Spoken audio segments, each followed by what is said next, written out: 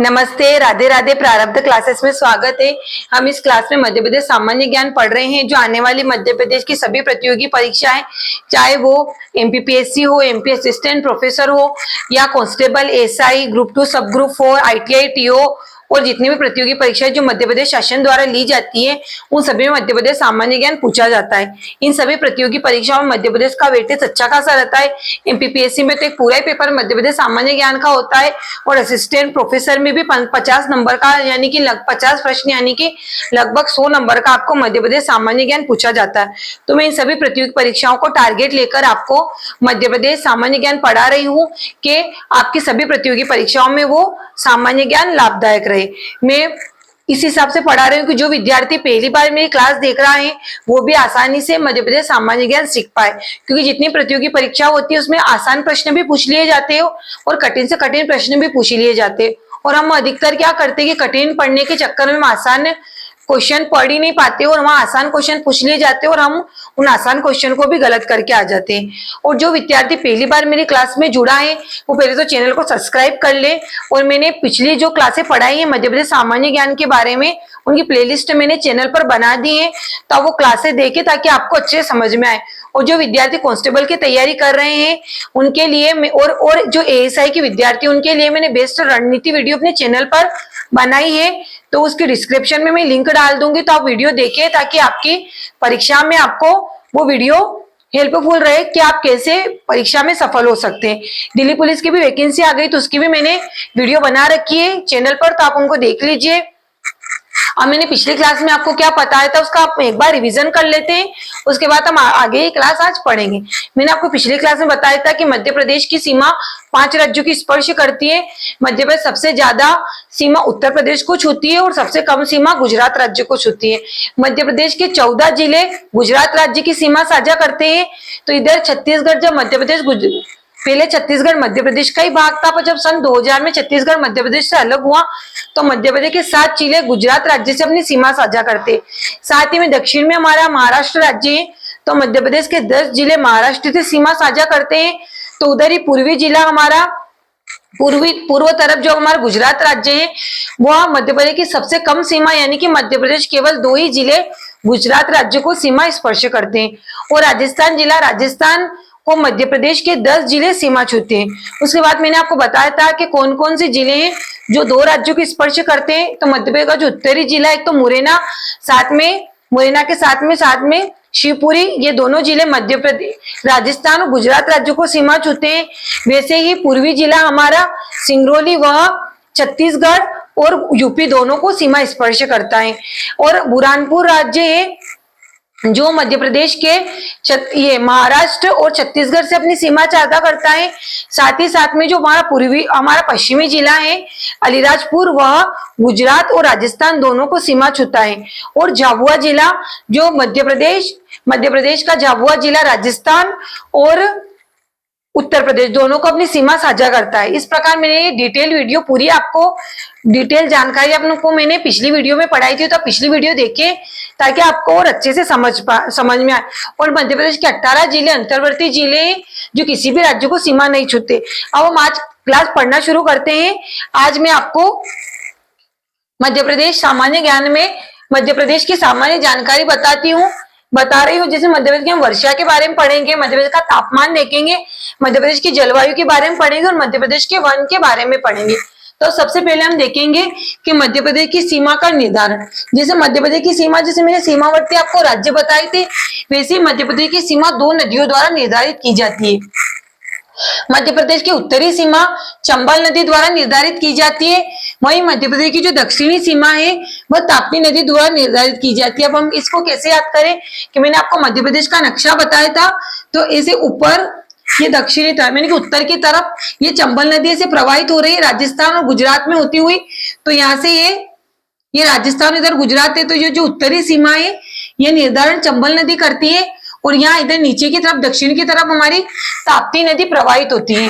तो ये जो दक्षिणी सीमा है यह ताप्ती नदी द्वारा निर्धारित की जाती है। तो हमारी चंबल नदी ऊपर की तरफ प्रभावित होती है मध्य प्रदेश में, जो राजस्थान गुजरात में जाती है मध्य प्रदेश से होती हुई, तो ऊपर की तरफ चंबल नदी है। तो हम याद रखेंगे उत्तरी सीमा चंबल नदी बनाती है और नीचे नर्मदा और नीचे नीचे हमारी ताप्ती नदी नर्मदा के समांतर प्रवाहित हो रही है। जब मैं आपको नदियों को डिटेल से पढ़ाऊंगी तब हम नदियों को डिटेल में जानकारी पढ़ेंगे, पर अभी हम थोड़ा बेसिक जानकारी देख रहे हैं। मध्य प्रदेश की सीमा का निर्धारण, तो मध्य प्रदेश की जो उत्तरी सीमा का निर्धारण ताप्ती नदी करती है और दक्षिणी सीमा का निर्धारण ताप्ती नदी करती है और जो उत्तरी सीमा का निर्धारण हमारी चंबल नदी करती है। उसके बाद हम मध्य प्रदेश की वर्षा के बारे में देखते हैं कि मध्य प्रदेश में किस प्रकार की वर्षा होती है।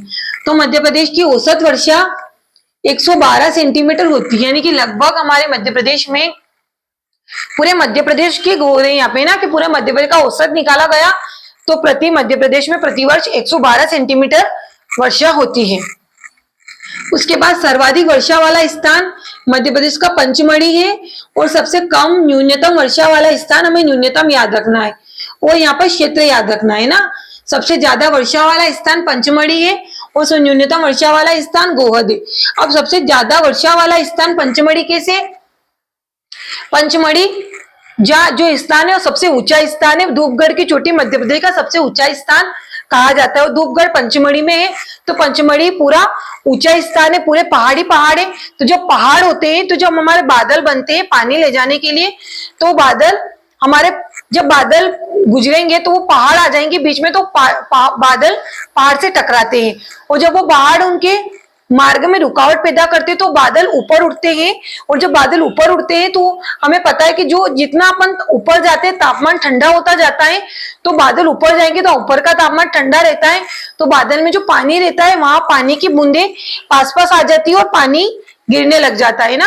ये भूगोल का चैप्टर है, जब हम भूगोल पढ़ेंगे वर्षा के बारे में कि वर्षा कैसे होती है, ये चैप्टर वहां का है। तो मैं आपको बेसिक जानकारी दे रही हूँ कि पंचमढ़ी में सर्वाधिक वर्षा होने का कारण क्या है कि पूरे पहाड़ी इलाका है, पहाड़ होने के कारण बादल पहाड़ से टकराते, बादलों के मार्ग में रुकावट आती है तो बादल ऊपर जाते हैं और ऊपर का तापमान ठंडा होने के कारण जो वो पानी है वो जम जाता है, पास पास आती है पानी की बूंदें और पानी नीचे गिर जाता है। इसलिए पंचमढ़ी में सर्वाधिक वर्षा होने का कारण यही है कि ऊंचा स्थान है।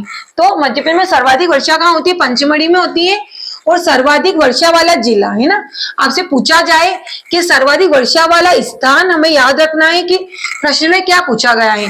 तो सर्वाधिक वर्षा वाला स्थान है पंचमढ़ी और सर्वाधिक वर्षा वाला अगर जिला पूछा गया तो बालाघाट जिला है ना। सर्वाधिक वर्षा वाला स्थान पंचमढ़ी है और सर्वाधिक वर्षा वाला जिला क्या है, हमारा बालाघाट। उसके बाद न्यूनतम वर्षा वाला क्षेत्र गोहद और न्यूनतम वर्षा वाला जिला हमारा क्या है, भिंड। तो स्थान ये गोहद जो क्षेत्र है ये भिंड जिले में ही आता है, पर अगर आपको क्षेत्र पूछा जाए तो हमें गोहद लगा के आना है और अगर जिला पूछा जाए तो हमें क्या लगाना है, भिंड लगाना है। तो हमें याद रखना है कि सर्वाधिक वर्षा वाला जो स्थान है वह पंचमढ़ी है और जिला क्या है, बालाघाट। और सर्वाधिक सबसे कम वर्षा वाला जो क्षेत्र है वह गोहद है और सबसे कम वर्षा वाला जिला क्या है, भिंड। हमने वर्षा के बारे में जानकारी देख ली। अब हम मध्य प्रदेश का तापमान देखते हैं कि हमारे सर्वाधिक मध्य प्रदेश में सर्वाधिक तापमान कहाँ रहता है, गंजबासौदा में। और गंजबासौदा कहाँ है, विदिशा जिले में, जिसका तापमान रहता है 47 डिग्री सेंटीग्रेड, यानी कि सर्वाधिक गर्मी मध्य प्रदेश के गंजबासौदा में पड़ती है। अब हम इसे याद कैसे रखेंगे, गंजबासौदा स्थान जहाँ हम ट्रिक से याद करेंगे। गर्मी ज्यादा होगी तो लोगों के बाल उड़ जाएंगे, उस गर्मी की वजह से लोग गंजे हो जाएंगे। तो गंजा क्यों हुआ, गर्मी की वजह से बाल उड़ गए तो गर्मी ज्यादा लगने लगी। तो गंजबासौदा यानी कि गंजा स्थान, गर्मी की वजह से लोग गंजे हो गए। हमें सिर्फ याद रखना है कि हम कैसे इस स्थान को याद रखें। तो सर्वाधिक तापमान का है गंजबासौदा का और ये किस जिले में, विदिशा जिले में। कितना तापमान है यहाँ का, 47.8 डिग्री सेंटीग्रेड। उसके बाद न्यूनतम तापमान वाला जिला मध्य प्रदेश में न्यूनतम तापमान का रहता है शिवपुरी में। अब हम कैसे याद रखें, शिवपुरी भगवान शंकर भोलेनाथ पहाड़ों पर रहते, हिमालय पे ठंडा स्थान है और वैसे हमारे भोलेनाथ ठंडे हैं, देवता हम जल चढ़ाते वैसे प्रसन्न हो जाते हैं, उनको गुस्सा आता नहीं है। तो न्यूनतम तापमान शिवपुरी, शंकर भगवान यानी ठंडे हैं, तो शिवपुरी से हम याद रख सकते हैं कि शिवपुरी मध्य प्रदेश का सबसे न्यूनतम तापमान का रहता है। शिवपुरी में लगभग 2 डिग्री सेंटीग्रेड यहाँ का तापमान रहता है। अब हम मध्य प्रदेश की जलवायु देखेंगे, प्रदेश की जलवायु कैसे है। हमारे मध्य प्रदेश की जो जलवायु है वह उष्णकटिबंधीय मानसूनी जलवायु, कौन सी जलवायु है, उष्णकटिबंधीय मानसूनी जलवायु हमारे मध्य प्रदेश की पाई जाती है। क्योंकि ना यहाँ ज्यादा ठंड पड़ती है और ना ज्यादा यहाँ गर्मी, इसलिए से उष्ण कटिबंधीय मानसूनी, क्योंकि मानसून आता है ना, यहाँ मानसून आता है, बारिश होती है, मानसून के कारण यहाँ बारिश होती है ना, तो इसलिए इसे मानसूनी जलवायु कहा जाता है। उसके बाद इस प्रकार मालवा के पठार की जलवायु आदर्श जलवायु या सम जलवायु कहा गया है। अब मालवा के पठार की जलवायु को आदर्श क्यों कहा गया है?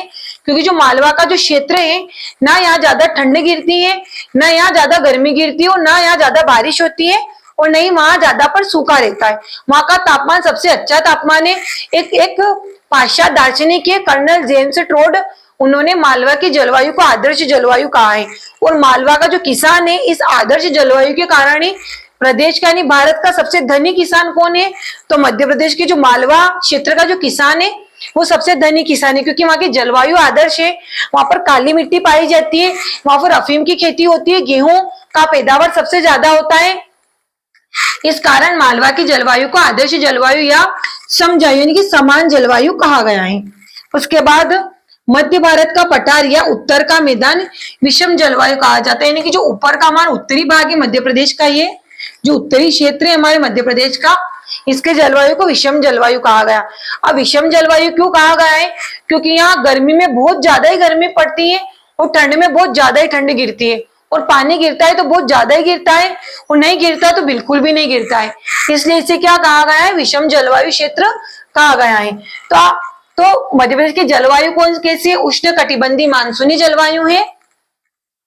मालवा के पठार की जलवायु आदर्श जलवायु है या सम जलवायु है। और मध्य भारत का पठार या उत्तर के मैदान की जलवायु विषम जलवायु है। उसके बाद हम प्रदेश के वन देखते हैं कि प्रदेश में वन, अब आपसे पूछा जाए कि भारत का ऐसा एकमात्र कौन सा राज्य है, या भारत का ऐसा कौन सा राज्य है जिस क्षेत्रफल में सर्वाधिक वन पाए जाते हैं, तो मध्य प्रदेश एक ऐसा राज्य है भारत का। आप यहां लिख लीजिए कि मध्य प्रदेश भारत का ऐसा राज्य है जहां क्षेत्रफल में सर्वाधिक वन पाए जाते हैं। अब ये प्रश्न आपके एसएससी, दिल्ली पुलिस, सीपीओ या रेलवे की जितनी परीक्षाओं में ऐसे प्रश्न बनते हैं कि भारत का ऐसा कौन सा राज्य जहां क्षेत्रफल में सर्वाधिक वन पाए जाते हैं, तो मध्य प्रदेश है ना। हमारे राज्य में हमारे देश में जब वृक्षों की गणना होती है तब ये आंकड़ा निकाला जाता है। तो मध्य प्रदेश में वन पाए जाते हैं उष्णकटिबंधीय वन, उष्णकटिबंधीय पर्णपाती वन भी इन्हें कहा जाता है। अब उष्णकटिबंधीय पर्णपाती वन ये कि ये साल में एक बार अपने पौधों, अपने वृक्ष अपने सारे पत्ते गिराते। पतझड़ आता है ना, जब पतझड़ आता है, बसंत आती है, जब पतझड़ आता है तब ये पत्ते अपने सारे, ये वृक्ष अपने सारे पत्ते गिरा देते हैं, और जब बसंत आता है तो सारे वृक्ष अपने नए पत्ते को उगाते हैं ना। तो इसलिए इसे उष्णकटिबंधीय पर्णपाती वन पाए जाते हैं, क्या कि वर्ष में एक बार ये वृक्ष अपने पत्ते गिराते है ना। हम ठंडे प्रदेशों में जाएंगे तो वहां पे पत्ते हमेशा सालों सालों तक उन वृक्षों के पत्ते एक जैसे रहते, पर मध्य प्रदेश में ऐसा नहीं है। यहाँ पर हर प्रतिवर्ष वृक्ष अपने पत्ते गिराते, इसलिए यहाँ के वनों को उष्णकटिबंधीय पर्णपाती वन कहा जाता है। तो आपसे पूछा जाए कि उष्णकटिबंधीय पर्णपाती वन किसे कहा जाता है? ऐसे वन जो वर्ष में एक बार अपने पत्तों को गिराते हैं और नए पत्ते उगाते, ऐसे वनों को उष्णकटिबंधीय पर्णपाती वन कहा जाता है। उसके बाद आपसे पूछा जाए कि मध्य प्रदेश में सर्वाधिक वन कौन से पाए जाते हैं। अब हमें ये तो पता है कि मध्य प्रदेश में सर्वाधिक वन पाए जाते हैं, पर मध्य प्रदेश में कौन से वन सर्वाधिक पाए जाते हैं? तो सागौन के। ये प्रश्न एमपीपीएससी में पूछा गया है, एमपीपीएससी में, कि सागौन के वन मध्य प्रदेश में कितने प्रतिशत पाए जाते हैं। एमपीपीएससी में थोड़े डीपली प्रश्न पूछे जाते हैं, तो 17.8%। और सागौन के, इन्हें सागौन भी कहा जाता है, कई क्षेत्र में से सागवान भी कहा जाता है, और सबसे महंगी लकड़ी भी इस सागवान या सागौन के वृक्ष की होती है। इसके वृक्ष के पत्ते बड़े बड़े होते हैं। मैंने इसकी एक शॉर्ट वीडियो अपने चैनल पर डाली हुई, आप देखिए। अगर आपने सागौन का वृक्ष नहीं देखा हो तो कैसा दिखता है, मैंने एक मिनट की शॉर्ट वीडियो डाली हुई है। तो मध्य प्रदेश में सर्वाधिक कौन से वन पाए जाते हैं? मध्य प्रदेश में सर्वाधिक सागौन के वन पाए जाते हैं। उनका प्रतिशत है मध्य प्रदेश में 17.8%। उसके बाद मध्य प्रदेश में सबसे बड़ा वन वृत्त कहाँ का है? खंडवा का। सबसे बड़ा वन वृत्त यानी कि जैसे हमने सबसे ज्यादा जनसंख्या वाले जिले देखे थे ना, इंदौर सबसे कम, वैसे ही कौन सा ऐसा क्षेत्र है जहां पर वनों की संख्या ज्यादा है ना, ऐसे वनों की संख्या डिसाइड की गई किस क्षेत्र में ज्यादा है, तो खंडवा ऐसा क्षेत्र है जहां का वन वृत्त ज्यादा है। और सबसे छोटा वन वृत्त नर्मदापुरम है। अब कैसे याद रखेंगे कि बड़ा वन वृत्त खंडहर, यानी कि खंडवा यानी कि वहां पर वन ज्यादा पाए जाते तो वहां पर खंडहर है, कोई रहता ही नहीं है। तो खंडहर है, अगर वन ज्यादा रहेंगे तो लोग ऐसे डरेंगे, जंगल जंगल रहेगा, तो वहां पर खंडहर ही खंडहर है, लोग रहते नहीं है। तो वैसे याद रख लेंगे कि खंडवा जिले का वन वृत्त सबसे ज्यादा वन वृत्त है। फिर नर्मदापुरम सबसे छोटा वन वृत्त, यानी कि नर्मदा नदी जब पानी होता है वहां वृक्ष कम ही रहते, क्योंकि पानी पानी फैला हुआ है तो वृक्ष स्वाभाविक है कि वृक्ष वहां पर कम ही होंगे। तो नर्मदापुरम जो जिला है या नर्मदापुरम जो स्थान है वह सबसे छोटा वन वृत्त पाया जाता है।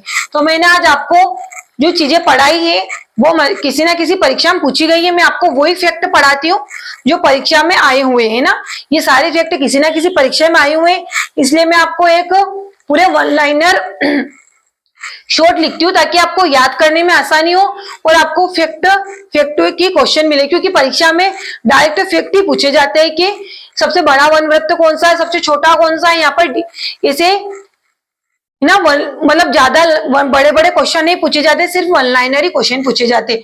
तो हम एक बार रिवीजन कर लेते हैं कि हमने आज क्या पढ़ा, क्योंकि मैं रिवीजन करवाऊंगी तो चीजें आपको लंबे समय तक याद रहेगी। तो हमने देखा कि मध्य प्रदेश की उत्तरी सीमा का निर्धारण चंबल नदी करती है और मध्य प्रदेश की जो दक्षिणी सीमा का निर्धारण ताप्ती नदी करती है। उसके बाद हमने देखा कि मध्य प्रदेश में औसत वर्षा 112 सेंटीमीटर होती है, यानी कि प्रतिवर्ष मध्य प्रदेश में जो वर्षा होती है 112 सेंटीमीटर होती है। फिर सर्वाधिक वर्षा वाला स्थान मध्य प्रदेश का पंचमढ़ी है। क्यों ज्यादा वर्षा होती है मैंने आपको डिटेल से समझा दिया है। तो सबसे ज्यादा वर्षा वाला स्थान पंचमढ़ी है। और अगर जिला पूछा जाए तो बालाघाट जिले में सर्वाधिक वर्षा होती है। फिर सर्वाधिक न्यूनतम वर्षा वाला क्षेत्र मध्य प्रदेश का गोहद है और न्यूनतम वर्षा वाला जो जिला है भिंड है। और ये गोहद जो स्थान है ये भिंड जिले का एक स्थान है। तो अगर क्षेत्र में पूछा जाए तो आपको गोहद लगाना है और अगर जिला पूछा जाए तो हमें भिंड लगा के आना है। अब तापमान, तो मध्य प्रदेश का सर्वाधिक तापमान कहाँ का है? गंज-बासौदा का जो विदिशा जिले में है। और कितना तापमान रहता है? 47.8 डिग्री सेंटीग्रेड। सबसे न्यूनतम तापमान है शिवपुरी का, जहां का तापमान 2 डिग्री सेंटीग्रेड रहता है। उसके बाद मध्य प्रदेश की जो जलवायु है उष्ण कटिबंधीय मानसूनी जलवायु है, क्योंकि मध्य प्रदेश में प्रतिवर्ष मानसून आता है। मानसून के कारण ही मध्य प्रदेश में वर्षा होती है। तो मध्य प्रदेश की जलवायु उष्ण कटिबंधीय मानसूनी जलवायु है। फिर मालवा के पठार की जलवायु को आदर्श जलवायु कहा गया है, क्योंकि ना यहाँ ज्यादा ठंड गिरती है ना ज्यादा गर्मी गिरती है, समान तापमान रहता है, इसलिए इसे सम जलवायु भी कहा जाता है। फिर मध्य भारत का जो पठार है या उत्तर का मैदान है, यहाँ की जलवायु विषम है, क्योंकि यहाँ पर गर्मियों में ज्यादा गर्मी गिरती है और ठंड में ज्यादा ठंड गिरती है। फिर मध्य प्रदेश में सर्वाधिक जो वन पाए जाते हैं वो उष्ण कटिबंधीय पर्णपाती वन पाए जाते हैं, कि जो वर्ष में एक बार अपने पत्ते को गिराते हैं। फिर प्रदेश में सर्वाधिक वन सागौन के पाए जाते हैं और ये 17.8% वन पाए जाते हैं। सबसे बड़ा वन वृत्त खंडवा जिले का है और सबसे छोटा वन वृत्त नर्मदापुरम का है। और मध्य प्रदेश भारत का एक ऐसा राज्य है जहां पर क्षेत्रफल में सर्वाधिक वन पाए जाते हैं। मैंने आपका डिटेल से जो पढ़ाया है, आपको नोट्स बनाने हैं और अच्छे से तैयारी करनी है। मैं जो पढ़ा रही हूँ परीक्षा में आपके 100% प्रश्न बनेंगे, तो आपको एक पॉजिटिव माइंडसेट लेकर क्लासें लेनी है कि हम जो पढ़ रहे हैं हमें याद होगा और हम जो पढ़ रहे हैं वहीं से हमारे परीक्षा में प्रश्न बैठेंगे। ये सभी प्रश्न आपके कहीं ना कहीं परीक्षा में पूछे गए हैं, इसलिए मैंने आपको पढ़ाए हैं। आपको वीडियो कैसी लगी? आप वीडियो को लाइक करें ताकि मुझे पता चलेगा कि मेरी वीडियो आपको अच्छी लग रही है ना। आप कमेंट करें आपको किस टॉपिक पे वीडियो चाहिए, आप बताएं मुझे। और मैं हिंदी साहित्य भी इस चैनल पर पढ़ा रही हूँ, तो जो विद्यार्थी हिंदी साहित्य के हैं, जिनको नेट, जैसे अभी दिसंबर में नेट की एग्जाम होने वाली है अभी 26 में, सेट की एग्जाम होगी, फिर असिस्टेंट प्रोफेसर की एग्जाम आने वाली है अभी दिसंबर में। वर्ग एक की परीक्षा होगी। तो जो हिंदी साहित्य के विद्यार्थी वर्ग 1, वर्ग 2, वर्ग 3 की तैयारी करना चाहते हैं तो अपने चैनल पे मैं हिंदी साहित्य पढ़ा रही हूँ। और अभी अभी हाल ही में थोड़े दिन बाद ही एमपीएसआई का नोटिफिकेशन आने वाला है, जिसमें 70 नंबर की हिंदी पूछी जाएगी और एसएसजीडी में भी हिंदी पूछी जाती है। तो मैं उस हिसाब से हिंदी आपको पढ़ा रही हूँ कि आपके आने वाली सभी प्रतियोगी परीक्षाओं में वो हिंदी काम आए। तो आपको वीडियो कैसी लगी आप बताइए। अब मैं अलग हटूंगी तो आप उसको कॉपी में डिटेल से नोट कर ले। ठीक है, धन्यवाद, राधे राधे।